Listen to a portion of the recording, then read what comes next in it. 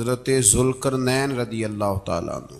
اللہ تعالیٰ نے انہیں زمین میں اقتدار دیا تھا۔ 4 لوگ دنیا میں ایسے ہو چکے ہیں جنہیں اللہ تبارک و تعالیٰ نے پوری دنیا میں اقتدار دیا، ایک وقت میں پوری دنیا کا ایک ہی بادشاہ۔ 2 مسلمان تھے، 2 کافر۔ مسلمانوں میں حضرت سلیمان علیہ السلام اور جناب ذوالقرنین علیہ السلام، اور کافروں میں بخت نصر اور نمرود۔ یہ 2 لوگ ہیں جنہیں اللہ نے پوری دنیا میں اقتدار دیا، اور پھر اس کے بعد آنے والے وقت میں اللہ تعالیٰ امام مہدی کو سارا اقتدار عطا فرمائے گا پوری دنیا کا۔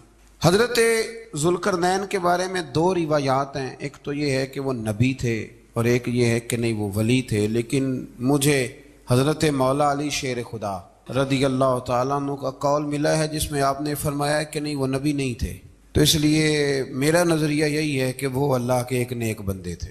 اللہ نے انہیں پوری زمین میں اقتدار دیا۔ وہ ایک مہم پہ نکلے، ان کا ارادہ بنا کہ میں ذرا دنیا کا چکر لگاؤں، تو انہوں نے سفر شروع کیا کہ میں دیکھوں ذرا سورج غروب کہاں ہوتا ہے۔ تو فرماتے میں پہنچا، بڑا گیا، لیکن میں اس مقام تک پہنچ گیا جہاں سورج غروب ہوتا ہے، تو پھر میں نے دیکھا کہ ایک سیاہ کنواں ہے جس کے اندر جا کے وہ چھپ گیا ہے، لیکن رب کریم کی اس حقیقت تک میں پہنچ سکا نہیں۔ پھر آپ فرماتے ہیں کہ میں آگے نکلا تو مجھے ایک قوم کے بارے میں بتلایا گیا جو بڑی خونخوار قوم تھی، بڑی خونخوار، اس کو یاجوج اور ماجوج کہا جاتا ہے۔ یہ قوم اتنی خونخوار تھی کہ یہ درندوں کو بھی کھا جایا کرتی تھی، اتنے لمبے چوڑے ان کے قد تھے، اتنے زیادہ طاقتور تھے کہ سانپ اور بچھو بھی کھا جاتے تھے۔ یہ نکلا کرتے تھے سبزے کے دنوں میں تو ساری کھیتیاں اجاڑ جاتے تھے، ہر چیز تباہ کر جاتے تھے، حتیٰ کہ انسانوں تک کو کھا جاتے تھے۔ تو حضرت ذوالقرنین جب وہاں پہنچے، اللہ تبارک و تعالیٰ نے انہیں ان مظلوم لوگوں کا مددگار بنایا جن پر یاجوج اور ماجوج کی قوم ظلم کرتی تھی۔ انہوں نے آپ سے کہا کہ حضور مہربانی فرمائیں، اس قوم سے تو ہماری جان چھڑائیں۔ آپ نے فرمایا تم میری مدد کرو۔ انہوں نے کہا حضور کس طرح؟ فرمایا بس جسمانی طور پر میری مدد کرو۔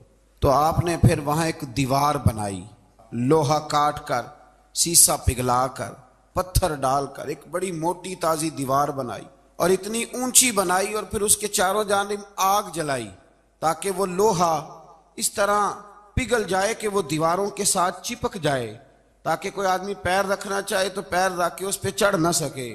آپ نے وہ دیوار بنائی۔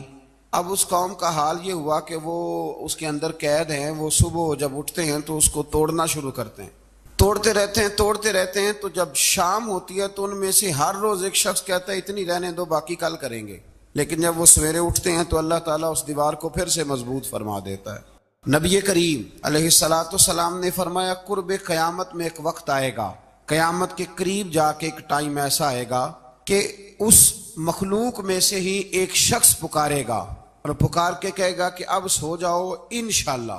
اللہ ان کی زبان پہ جاری کہے گا اب سو جاؤ اور سویرے انشاءاللہ یہیں سے شروع کریں گے۔ تو فرمایا وہ چونکہ انشاءاللہ کہیں گے تو پھر اللہ تبارک و تعالی اگلے دن اس دیوار کو وہیں پہ رکھے گا جہاں رات کو انہوں نے اسے چھوڑا تھا۔ اگلے دن وہ توڑیں گے تو دیوار ساری ٹوٹ جائے گی، اور پھر اللہ تبارک و تعالیٰ کا فضل ہوگا تو مسلمان کی طرف وہ بڑھیں گے، وہ قتل و غارت کریں گے، پھر سے وہی درندگی کریں گے۔ تو پھر حضرت عیسیٰ علیہ السلام ان کے لیے دعا کریں گے، تو دعا کا یہ حال ہوگا کہ ان کے وجود پر کچھ ایسی چیزیں برآمد ہوں گی جن کی وجہ سے وہ مر جائیں گے، ختم کر دیے جائیں گے، قیامت کے قریب جا کے وہ دوبارہ آئیں گے۔ اس کے بعد پھر اللہ تبارک و تعالیٰ نے سورہ کہف کی آخری آیات میں 7 سمندر اور ان جیسے اور بھی آ جائیں، فرمایا 7 سمندر ہوں اور ان جیسے اور بھی آ جائیں اور مل کر وہ روشنائی بن جائیں تو میرے رب کے کلمات ختم ہونے سے پہلے سمندر ختم ہو جائیں گے۔ اور آخری آیت میں اللہ تعالیٰ نے فرمایا کہ اے رسول صلی اللہ تعالی علیہ وسلم آپ کہہ دیجئے کہ میں تمہاری طرح ہی ایک بشر ہوں، انا بشر مثلکم، میں بھی تمہاری طرح ایک۔ اب مثلکم کا بہت سارے لوگوں نے ترجمہ اپنی طرح کا کر لیا ہے، حالانکہ حضور صلی اللہ تعالی علیہ وسلم نے فرمایا کہ بشر ہونے میں تمہاری طرح ہوں، رسول ہونے میں تمہاری طرح نہیں، اللہ کا حبیب ہونے میں تمہاری طرح۔ اور وہ یہ جو میں کہہ رہا ہوں نا نہیں، تو یہ صحیح بخاری کے لفظ ہیں، حضور نے فرمایا ایکم مثلی، کون ہے تم میں جو میری طرح ہو؟ اور تو اپنے رسول کے بارے میں یہ کہے کہ بکریاں چرا رہے تھے تو معاذ اللہ انہیں پتہ ہی نہیں تھا کہ میں نبی بن جاؤں گا، ایسی کوئی بات نہیں۔ اعلیٰ حضرت فرماتے ہیں اللہ اللہ وہ بچپنے کی پھبن، یعنی بچپن میں بھی رنگ ڈھنگ نرالے تھے میرے رسول کے۔ اللہ اللہ وہ بچپنے کی پھبن، اس خدا بھاتی صورت پہ لاکھوں سلام، اس خدا بھاتی صورت پہ۔ اور مرحوم اعظم چشتی نے بھی ایک جملہ بڑا خوبصورت کہا، اس نے کہا تیری حیات پاک کا ہر لمحہ پیغمبر لگے۔ انہوں نے اپنے چچا کو بے جان بتوں کی عبادت سے روکا، عذاب الہی سے ڈرایا۔ اس نے کہا کہ آپ ہمیں ہمارے خداؤں سے پھیرنا چاہتے ہیں، اس سے رک جائیں ورنہ ہم آپ کو سنسار کر دیں گے۔ ابراہیم علیہ السلام نے کہا کہ میں آپ کے لیے اپنے رب سے استغفار کرتا رہوں گا، وہ مجھ پر بہت مہربان ہے۔ تو اللہ تبارک و تعالیٰ نے انہیں اسحاق علیہ السلام بیٹے اور یعقوب علیہ السلام پوتے کی بشارت دی، اور یہ بھی فرمایا کہ یہ دونوں نبی بھی ہوں گے۔ پھر آیت نمبر 51 سے لے کر 58 تک مختلف انبیاء کا ذکر ہے۔ اللہ تعالیٰ نے اس میں فرمایا کہ حضرت موسیٰ کو برگزیدہ رسول، نبی اور اللہ کا رازدار کہا گیا، اور حضرت ہارون کی نبوت کا بیان بھی ہوا، اور حضرت اسماعیل کو وعدے کے سچے، نماز اور زکوٰۃ کا حکم دینے والے رسول اور نبی اور اللہ کا پسندیدہ قرار دیا گیا۔ ادریس علیہ السلام کو صدیق نبی قرار دیتے ہوئے فرمایا کہ ہم نے ان کو بلند جگہ پہ بٹھایا ہے۔ کہاں ہے ادریس علیہ السلام؟ چوتھے آسمان میں بھی، اور جنت کا قول بھی ہے۔ دو روایتیں ان کے بارے میں ملتی ہیں، ایک تو یہ ہے کہ وہ حضرت ملک الموت سے ایک دفعہ کہنے لگے تو میرا یار نہیں بن جاتا؟ اللہ ہی بھلا کرے۔ حضرت اسرائیل کو کہنے لگے دوست بن جو، کہا بن جاتے ہیں، دوستی ہو گئی۔ فرمانے لگے یار موت کا ذائقہ کیسے چکھاتا ہے؟ کہنے لگا میں آپ کو چکھا دیتا ہوں۔ آپ کو موت کا ذائقہ چکھایا اور دوبارہ پھر روح ڈال دی، آپ اٹھ کے بیٹھ گئے۔ کہنے لگے دوزخ تو دکھا، نے وہ بھی دکھا دی۔ فرمایا جنت تو دکھا، جنت بھی دکھائی۔ تو کہنے لگا واپس چلیں، فرمانے لگے اب تو نہیں جانا۔ کیوں؟ فرمایا رب فرماتا ہے ہم فیہا خالدون، جو جنت میں آئے گا یہیں رہے گا۔ نے کہا جناب وہ تو پہلے موت کا ذائقہ چکھنا ہے، پل صراط جو دوزخ کے اوپر ہے وہاں سے گزرنا ہے۔ تو آپ فرمانے لگے یہ دونوں کام میں کر چکا ہوں اور تو نہیں کرائے ہیں، لہذا میں آ گیا ہوں تو میں نے یہیں پہ رہنا ہے۔ اب حضرت ملک الموت علیہ السلام نے عرض کی مالک یہ تیرا بندہ، فرمایا تیری دوست بھی اس کے ساتھ لگی تھی تو میری توفیق سے ہی لگی تھی، اور یہ یہاں تک آئے بھی میری توفیق سے ہی ہے، میرا ارادہ بن گیا انہیں یہاں رکھنے کا۔ میری طلب بھی تو تیرے کرم کا صدقہ ہے، میری طلب بھی تو تیرے کرم کا صدقہ ہے۔ یہ پاؤں اٹھتے نہیں بلکہ یہ اٹھائے جاتے ہیں، تو یہ بھی تو اس کا کرم ہوتا ہے نا کہ وہ کس طرح کر کے کسی کو نوازتا ہے۔ آیت نمبر 59 میں اللہ تعالیٰ کے فرما بردار اور سرکش بندوں کے احوال اور جو ان کے آخرت میں احوال ہوں گے ان کا ذکر کیا گیا ہے۔ آیت نمبر 66 میں بتایا گیا ہے کہ منکرین آخرت حیات بعد الموت کے بارے میں ہمیشہ شک میں مبتلا رہے۔ انہیں یقین ہونا چاہیے کہ مرنے کے بعد دوبارہ وہی خالق زندہ کرے گا جس نے پہلی بار بغیر کسی نام و نشان کے پیدا کیا۔ آیت نمبر 76 میں بتایا کہ جو لوگ گمراہی میں مبتلا ہیں ان کے ابتلا میں اضافے کے لیے مہلت کی مدت بڑھا دی جاتی، اور جو ہدایت یافتہ ہیں ان کو مزید استقامت نصیب ہوتی ہے۔ اللہ کے ہاں ثواب اور انجام خیر کے اعتبار سے باقی رہنے والی نیکیاں سب سے زیادہ بہتر، ایسی نیکیاں کریں جو باقی رہیں ہمیشہ، کیا کہتے ہیں صدقہ جاریہ۔ آیت نمبر 81 میں فرمایا کہ مشرکین اس امید پر اللہ کے سوا معبودان باطل کی عبادت کرتے ہیں کہ مشکل میں ان کی مدد کریں گے۔ فرمایا ہرگز نہیں، وہ ان کے دشمن بن کے عبادت کا انکار کریں گے۔ آیت نمبر 88 میں بتایا کہ کفار نے اللہ کی طرف اولاد کی نسبت کر کے نہایت سخت بات کی۔ یہ تو اتنا سنگین جرم ہے کہ اس سے آسمان پھٹ پڑے، زمین شک ہو جائے اور پہاڑ ریزہ ریزہ ہو جائیں۔ مزید فرمایا کہ آسمان اور زمین میں جو کوئی بھی ہے سب اللہ کے حضور بندے بن کے حاضر ہوں گے۔ آیت نمبر 97 میں فرمایا جو لوگ ایمان لائے اور نیک کام کیے عنقریب رحمان لوگوں کے دلوں میں ان کی محبت پیدا فرما دے۔ یہ جو شرک والا معاملہ ہے نا، یہ بڑا سادہ سا ہے۔ کچھ لوگ آج نئے فلسفی اٹھے ہیں تو وہ کچھ عجیب و غریب سی باتیں دہریوں جیسی کرنے لگے ہیں، اور بعض مضامین ہم دیکھتے ہیں تازے جو چھپتے ہیں ان کے اندر بھی وہ اشارتاً کنایاتاً مذہب کی بنیاد پر تقسیم نہیں ہونی چاہیے، انسان بحیثیت انسان قابل تکریم ہے۔ تو ایک بات سمجھ لیں کہ جو مکان کی رجسٹری آپ کے نام ہے اگر کوئی اور دعویٰ کرے اس کا تو آپ کو برداشت ہے؟ یہ ہو نہیں نہ سکتا میاں۔ ملک میں وزیر کئی ہو سکتے ہیں پر وزیر اعظم ایک ہوتا ہے، اس کو سمجھ لیں۔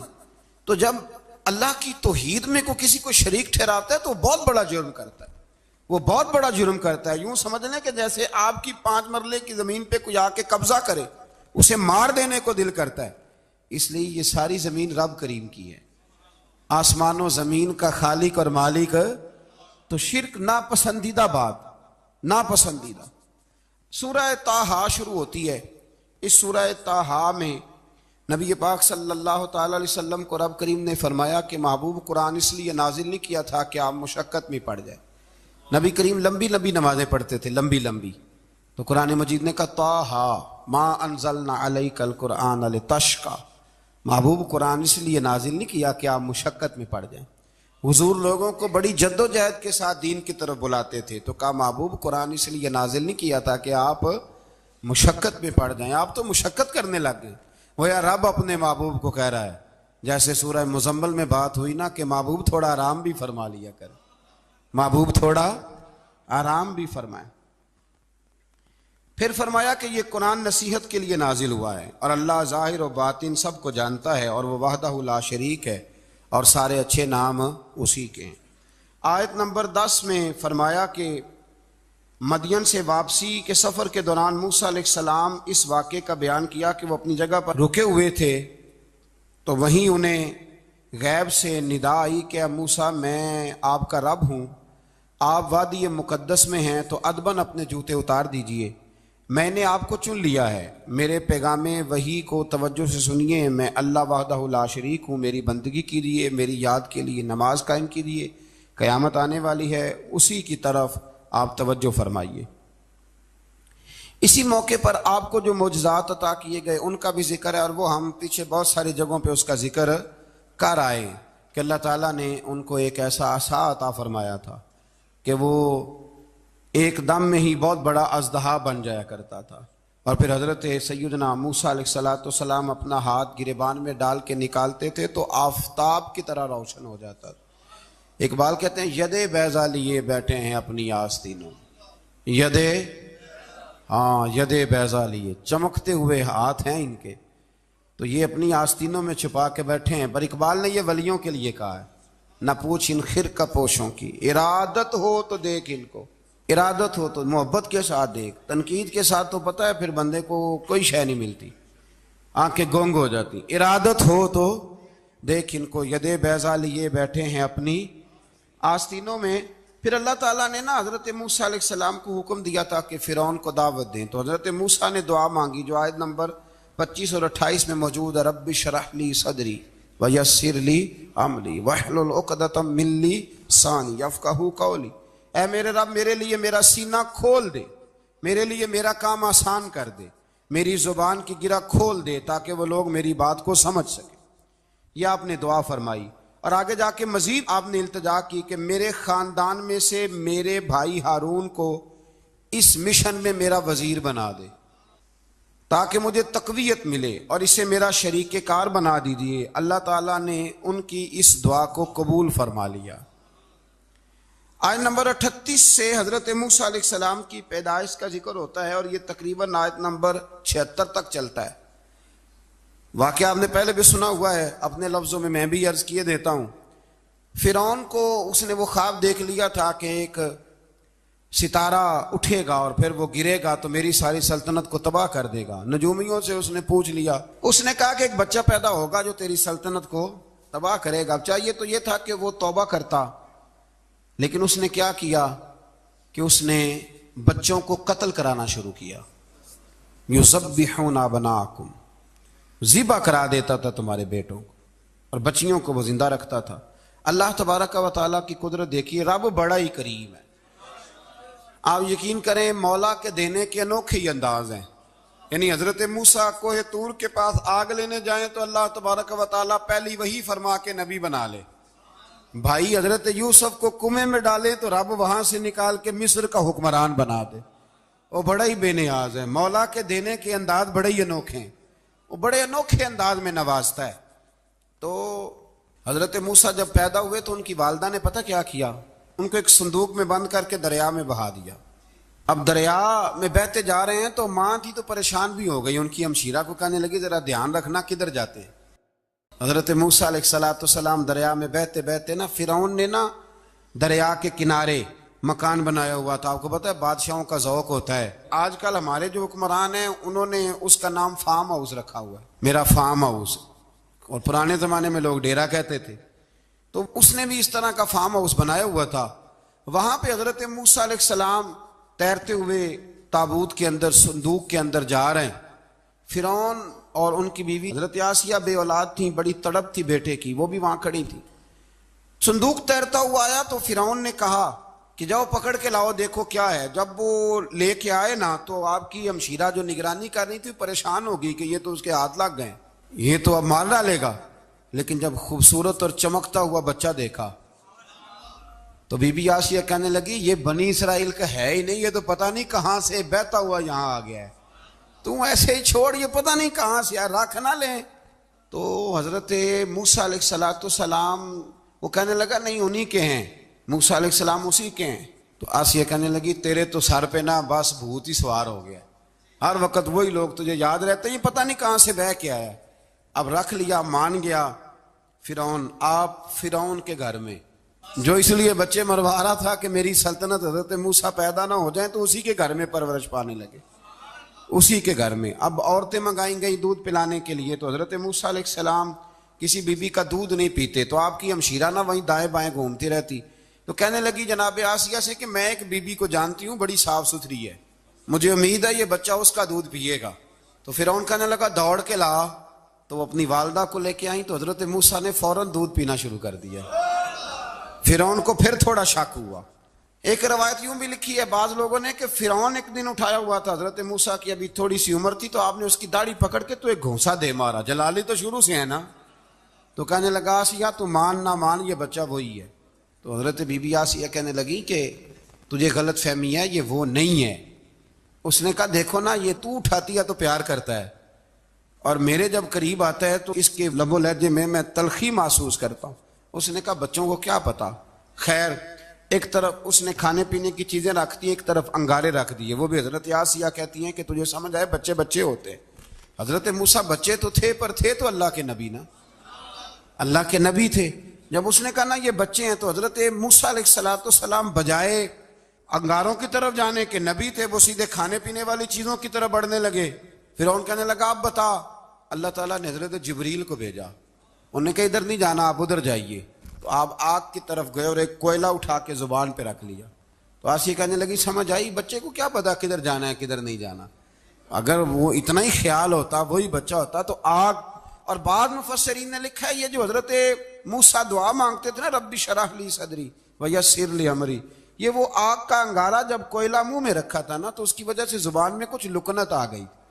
تو آپ دعا کرتے تھے کہ یا اللہ میری زبان کی وہ بند گرا کھول دے تاکہ میں کھل کے فرعون کے سامنے بات کر سکوں. وہیں حضرت موسیٰ پلنے لگے, وہیں پلے, وہیں جوان ہوئے, وہیں اللہ نے ساری دولتیں دی, بہن بھی ملی, ماں بھی ملی, اور سارے عزیزوں کا پیار بھی ملا. اسی گھر کے اندر اللہ نے پرورش کر کے فرعون کے ظلم سے بنی اسرائیل کو نجات عطا فرمائی. آج نمبر 77 سے موسیٰ علیہ السلام کو حکم ہوا کہ راتوں رات بنی اسرائیل کو لے کے نکل جائیں. انہیں اللہ کی طرف سے یقین دلایا گیا کہ ان کے لیے سمندر میں خشک راستہ نکال لیا جائے گا. فرعون نے ان کا تعاقب کیا اور سمندر میں غرق کر دیے گئے. اس مقام پر اللہ تعالیٰ نے بنی اسرائیل پر اپنے احسانات کا ایک بار پھر ذکر فرمایا. حضرت سعد بن ابی وقاص رضی اللہ تعالیٰ عنہ بھی ایک دن جہاد کے لیے نکلے تو رستے میں سمندر آ گیا. حضرت موسیٰ کی قوم کو نا سمندر نے رستہ دیا تھا. تو جناب سعد بن ابی وقاص سمندر کے کنارے کھڑے ہو کے, اب وہ لوگ پوچھنے لگے حضور کیا کرنا ہے. فرمایا کرنا کیا ہے, ابھی دیکھیں کیا ہوتا ہے.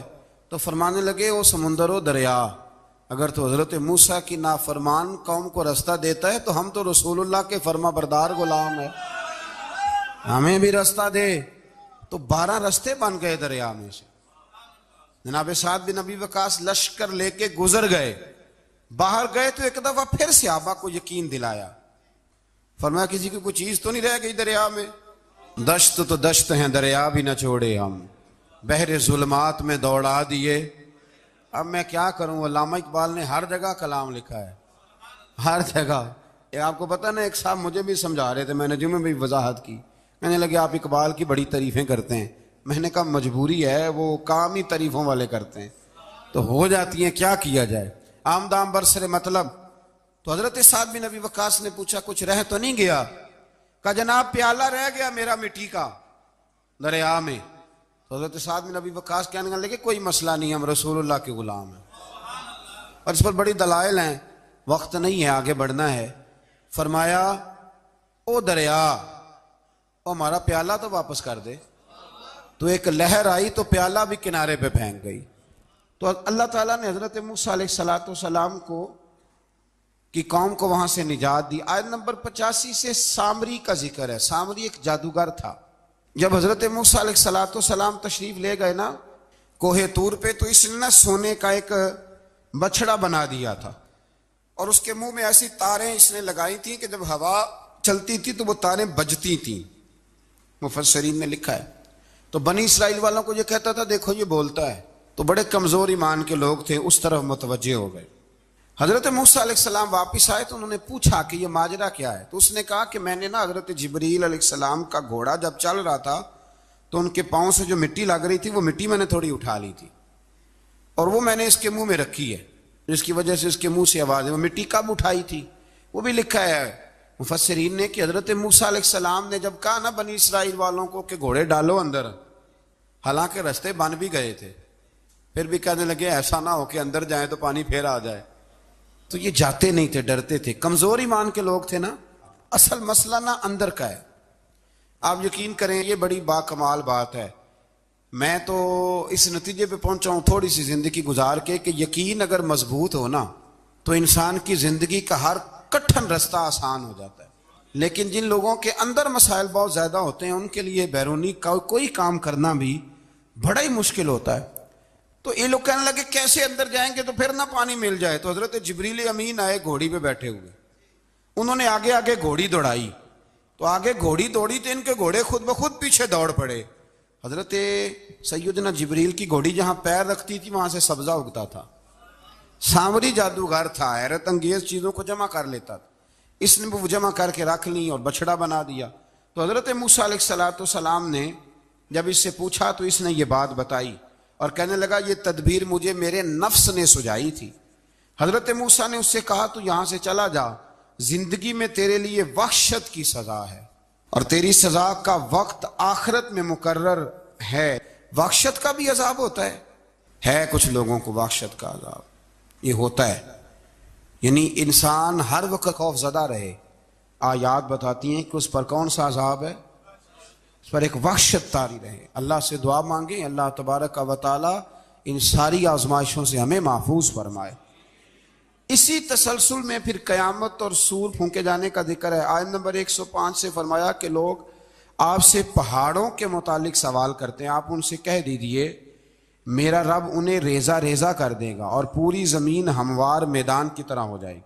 آیت نمبر 109 میں قیامت کی ہولناکیوں کا ذکر ہوا اور فرمایا آج اللہ کی بارگاہ میں کسی کو مجال شفاعت نہیں ہوگی سوائے اس کے جسے وہ اذن شفاعت عطا کرے اور جس کے قول سے وہ راضی ہو. آیت نمبر 110 سے اکڑی گردنوں کے حی و قیوم کے سامنے جھکنے، ظالموں کے نامراد ہونے اور مومنین صالحین کے کامیاب ہونے کا ذکر ہے. آیت نمبر 114 میں علم میں اضافے کی تعلیم کے لیے دعا ارشاد فرمائی گئی ہے جو بڑی معروف ہے، رب زدنی علما. آیت نمبر 115 سے اس بات کا ذکر ہے کہ آدم علیہ السلام جو جنت میں درخت کے قریب چلے گئے تو یہ ان کی بھول اور اجتہادی خطا تھی، اللہ نے خود وضاحت فرما دی، اور انہوں نے قصداً اللہ کے حکم کی نافرمانی نہیں کی. آدم علیہ السلام کو جنت میں داخل کر کے بتایا کہ یہاں نہ بھوک لاحق ہوگی، نہ بے لباسی ہوگی، نہ پیاس لگے گی، نہ ہی دھوپ کی تپش محسوس ہوگی، اور یہ کہ آپ اپنے دشمن شیطان کی چالوں سے بچے رہیں گے. اس مقام پر قرآن نے اس موضوع کو پھر بیان کیا کہ شیطان نے وسوسہ ڈالا اور مخلص اور ہمدرد کا روپ دھار کر ان کو بہکایا. انہوں نے ممنوع درخت سے کھا لیا سو ان کے ستر کھل گئے اور جنت کے پتوں سے اپنے ستر کو ڈھانپنے لگے. پھر اللہ نے ان کی توبہ قبول کی اور جنت سے زمین پر بھیج دیا۔ آیت نمبر 124 سے اللہ تعالیٰ نے فرمایا جو ہماری یاد سے غافل رہے گا ہم اس کے لیے معیشت تنگ کر دیں گے۔ وَمَنْ أَعْرَضَ عَنْ ذِكْرِي فَإِنَّ لَهُ مَعِيشَةً ضَنْكًا، جو ہماری یاد سے غافل ہوگا اس کے لیے زندگی اس پر اللہ تبارک و تعالیٰ ہر وقت اپنی یاد کی توفیق عطا فرمائے۔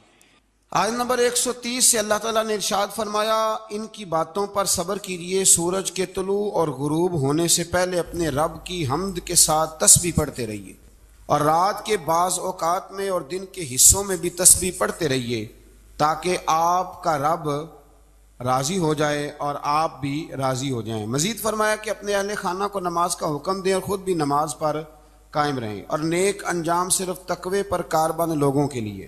لوگ کیا کہیں گے؟ لوگوں کے لیے الزام لگانا، پروپیگنڈا کرنا بڑا ہی آسان کام ہے۔ دو ہی تو کام دنیا میں آسان ہے، ایک بدگمانی کرنا اور ایک غیبت کرنا، اور اتنا مزیدار کام ہے کہ آپ ساری دیہڑی کرائیں، کوئی بندہ تھکنے کو تیار معاذ اللہ ثم معاذ اللہ سارا دن۔ اور اگر آپ کہیں کہ اللہ کا ذکر کرو، تسبیح لے لو، صرف 500 دفعہ درود شریف پڑھ لو، تو پھر کیا بنے گا؟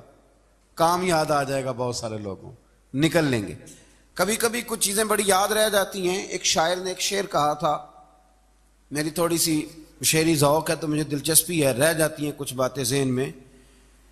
ایک دفعہ ہمارے ایک دوست کے بارے میں کچھ پراپیگنڈا ہونے لگا، تو میں نے انہیں ایک شعر لکھ کے بھیجا، مجھے یاد تھا، میں نے ایک شعر لکھا۔ کسی شاعر نے کہا تھا کہ مخلوق تو فنکار ہے اس درجہ کے پل بھر میں، سنگے در کعبہ سے بھی اصنام تراشے۔ کعبے کے اندر سے مٹی لے کے لوگ بت بنا لیتے اور اللہ کا شریک بناتے ہیں۔ تو کہنے لگا شاعر کہ مخلوق تو فنکار ہے اس درجہ کے پل بھر میں، سنگے در کعبہ سے بھی اصنام تراشے، تم کون ہو کیا چیز ہے داغ کبابی، لوگوں نے تو مریم پہ بھی الزام تراشے۔ لوگ تو منٹ لگاتے ہیں، وہ جو رہی مسجد میں، پلی مسجد میں، لوگوں نے الزام لگانے کا وقت آیا تو الزام لگا دیا، سید عائشہ صدیقہ پہ لگا دیا، صدیق کی بیٹی اور صدیقہ۔ آپ سوچ سکتے ہیں کہ لوگ کہاں تک جاتے ہیں اور باتیں کہاں تک پہنچتی ہیں۔ تو یہ میرے رب کریم کا فضل اور کرم ہے کہ جناب مریم کی برات کا اعلان بھی قرآن نے کیا، اور حضرت عائشہ صدیقہ کی برات کا اعلان بھی قرآن پاک نے فرمایا، یہ بھی قرآن مجید نے فرمایا ہے۔ اور کل پرسوں بھی بات ہو رہی تھی حضرت یوسف علیہ السلام کی، تو الزام تو لگتے رہتے ہیں۔ تو میں نے اس دن بھی سوال کیا تھا، پھر دہراتا ہوں کہ غلطی کیا تھی حضرت یوسف کی؟ کبھی کنواں اندھیرا، کبھی بھائیوں کے تھپڑ، کبھی مصر کا بازار، اور ذرا سوچو تو صحیح جب بولیاں لگتی ہیں انسان کی تو کیا حال ہوتا ہے۔ اور پھر ذرا یہ بھی تو دیکھو نا کہ جب زلیخا نے الزام لگایا تو پھر کیا حال ہے، اور پھر 12 سال کی جیل پر رب فرماتے ہیں شانیں میں نے یوسف کو ہی عطا فرمائی۔ تو حضرت مریم سلام اللہ علیہا جب وہ بیٹا لے کے گئی ان کے پاس تو انہوں نے کہا یہ کہاں سے آ گیا؟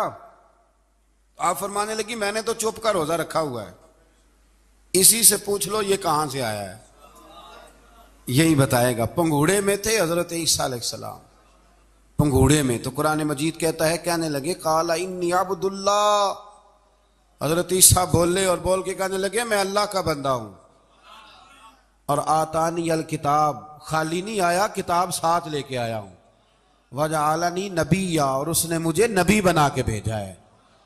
تو حضرت عیسیٰ علیہ السلام پنگوڑے میں ہیں تو کلام فرما رہے ہیں، اپنے نبی ہونے کا اعلان فرما رہے ہیں۔ اب اس بندے کے قریب جا کے اس سے سوال کرنے کو دل نہیں کرتا جو نبی پاک کے بارے میں کہتا ہے 40 سال کے بعد نبی بنے۔ یہاں پنگوڑے میں حضرت عیسیٰ کلام کریں، پنگوڑے میں، اور وہ پنگوڑے میں کہے میں نبی ہوں، اور تو اپنے رسول کے بارے میں یہ کہے کہ بکریاں چرا رہے تھے تو معاذ اللہ انہیں پتہ ہی نہیں تھا کہ میں نبی بن جاؤں گا۔ ایسی کوئی بات نہیں۔ اعلیٰ حضرت فرماتے ہیں اللہ اللہ وہ بچپنے کی پھبن، یعنی بچپن میں بھی رنگ ڈھنگ نرالے تھے میرے رسول۔ اللہ اللہ وہ بچپنے کی پھبن، اس خدا بھاتی صورت پہ لاکھوں سلام۔